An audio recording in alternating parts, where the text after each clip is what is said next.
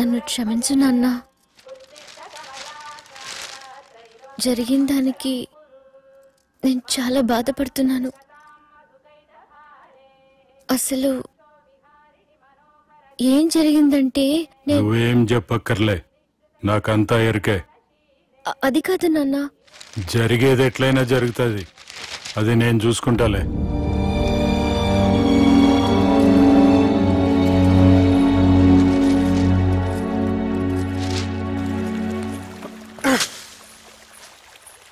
మీ నాన్నగారితో మాట్లాడారా? మాట్లాడాను. జరిగిందంతా చెప్పారా? అవకాశం నాకు ఇవ్వలేదు. అవకాశం ఇవ్వలేదా? మరి ఎంతసేపు మాట్లాడుకున్నారు? చెప్పాలని ట్రై చేశాను కానీ వినిపించుకోలేదు.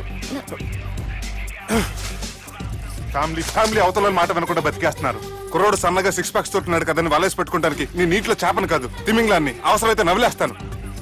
మీ పర్సనాలిటీకి ఇలాంటి మాటలు సూట్ అవ్వలే గానీ ఏం చేద్దామో చెప్పండి. మీరేం చేస్తారు? సెన్న నెత్తి మీద రెంటుకుంటే శవా కొట్టిన చివరి బంతిలో అయిపోయింది నా పరిస్థితి. మీ నాన్నతో మాట్లాడు కాదు పోట్లాడైనా సరే తెలుసుకుంటాను. కానీ త్వరగా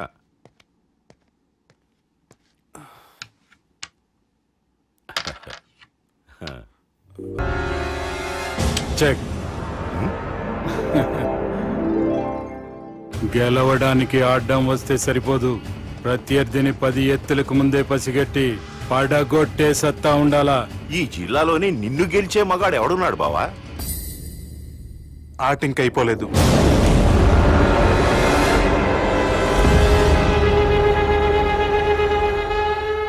చెక్మేట్.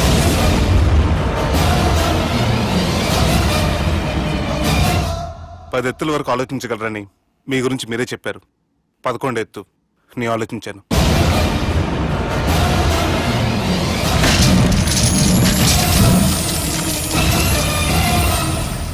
నన్ను గెలిచేటి మొగోడు లేడన్నావు కదా బావా, చూడు నా మాట తీరును బట్టి ఆట తీరు కనిపెట్టి గెలిచిండు. ఇంతకంటే మొగోడు దొరుకుతాడా? చూడమ్మా, అబ్బాయి నీకే కాదు నాకు కూడా నచ్చిండు. నాకు కాబోయే అల్లుడు నా అంతటోడై ఉండాలనుకున్నాను, కానీ నాకంటే గొప్పోడు దొరికిండు. రే దుర్గా,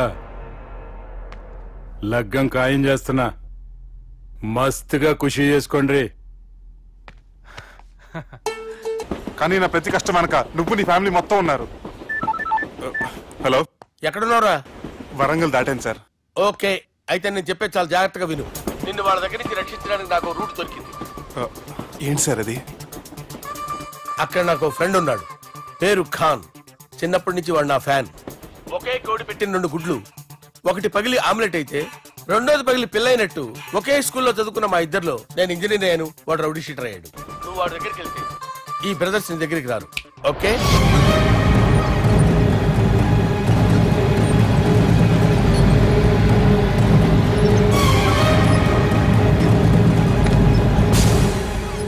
నువ్వు మా బాలారాజు గారి దోస్తు అయితే మాకు బి దోస్తు. గలీజ్ స్మెల్ వస్తుంటే గలేమిల్ అంటాడేంటి? అరే చెప్పు తమ్మి, ఏం తీసుకుంటావు? పెప్పు షీనా, తమ్ము షప్ప, కొకకి కోలానా?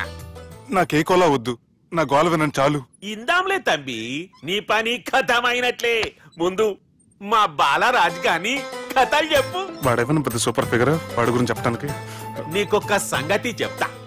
ఆ పుట్టోడు నేను ఒకే కోడి పెట్టిన 2 గుడ్ల లాంటోళ్ళం. తెలుసు సార్, ఆయన కోడి పిల్ల అయితే మీరు ఆమ్లెట్. వాడు అదే చెప్పిన.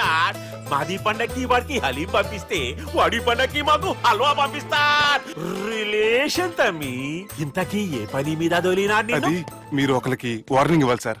అరే వార్నింగ్ ఏంటి తమ్మి, ఏకంగా సంపేస్తా.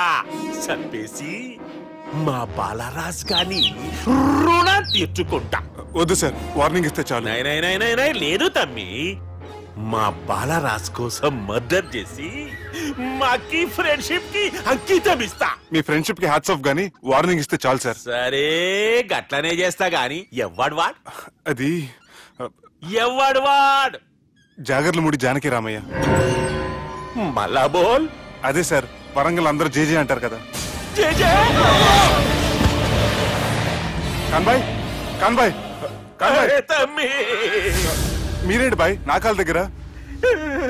నిజం చెప్పు బాయ్, నన్ను సంపదికి ఎవరో ప్లాన్ చేసి నిన్ను పంపలేదు కదా? అదేంటి బాయ్?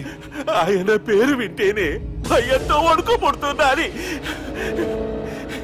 జేజే అంటే ఎవరో తెలుసా? తన అన్యాయాలతో ప్రజల్ని వణికిస్తున్న రుద్రారెడ్డికి ఎదురు తిరిగిన ఒకే ఒక్కడు జానకి రామయ్య. క్రూరుడైన రుద్రారెడ్డి పెద్ద కొడుకును చంపి జైలుకెళ్లిన జేజే రిలీజ్ అయిన రోజది. రాజానికి రామయ్య రా, నా చేతుల్లో నువ్వు చచ్చే రోజు కోసమే సంవత్సరం నుంచి ఎదురు చూస్తున్నాను.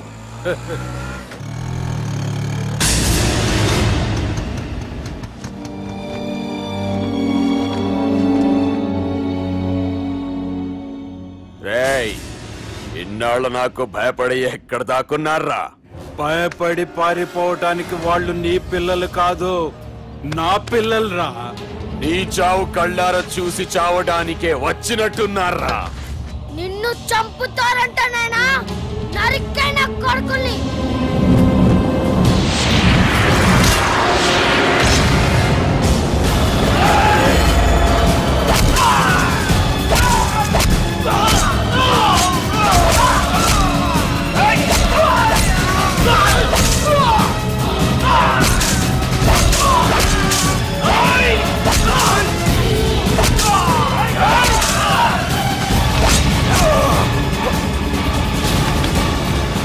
జానకి రామయ్య ప్రాణభిక్షతో ఊరొదిలిపోయిన రుద్రారెడ్డి కొడుకు ఏమైనాడో ఎక్కడున్నాడో ఇప్పటికీ తెలియదు.